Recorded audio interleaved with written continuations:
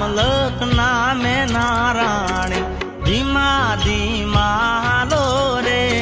મુખે મલક તાની તે નિહાળવા ખેતરે બાંધ્યા